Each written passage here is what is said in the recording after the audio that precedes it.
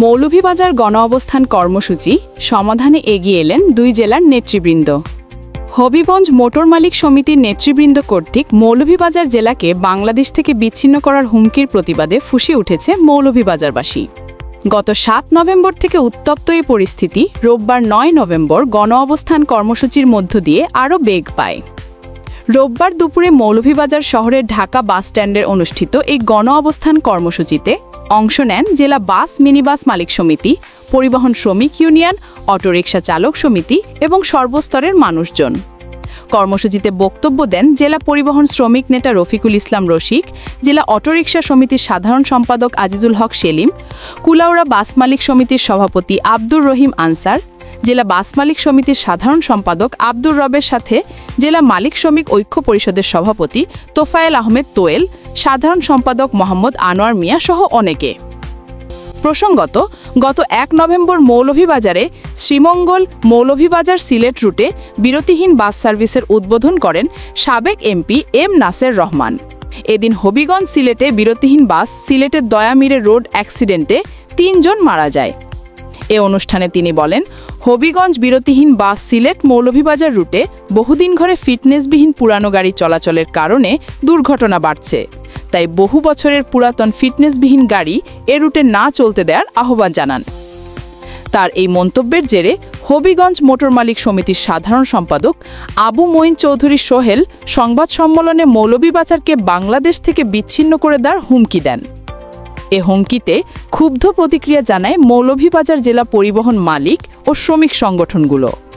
রোববার বেলা ১১টায় মৌলভীবাজার শহরের বেরির পাড় এলাকায় সড়ক অবরোধ ও অবস্থান কর্মসূচি পালন করা হয়, যা পরে দুই জেলার নেতাদের আলোচনায় বসে সমাধানের আশ্বাসে স্থগিত করা হয়।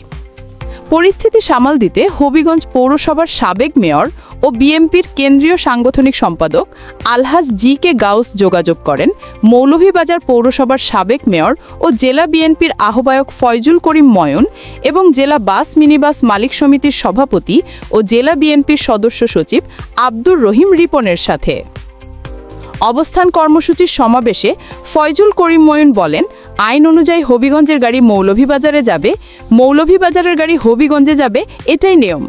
কেউই আইনের ঊর্ধ্বে নয়, উত্তেজনা নয়, আলোচনার মাধ্যমে সব সমাধান হবে। তিনি আহ্বান জানান, মৌলভীবাজারবাসী ধৈর্য ধরুন, আমাদের আলোচনা সফল হবে। মনে করুন, সমাধানের পথে আমরা অনেকটা এগিয়ে গেছি।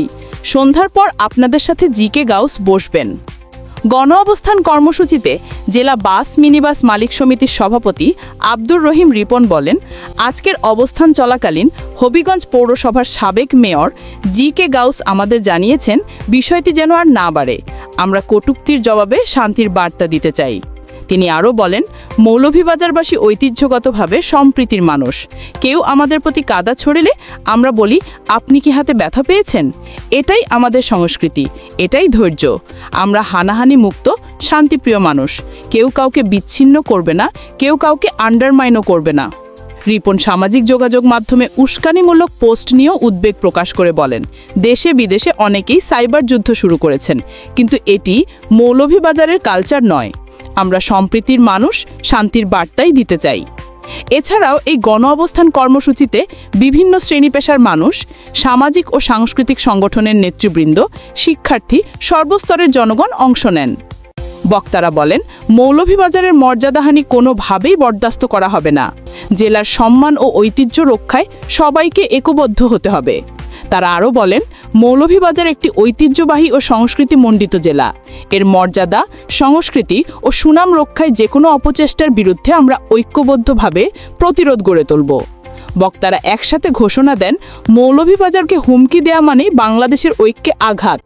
এমন উস্কানি আর সহ্য করা হবে না।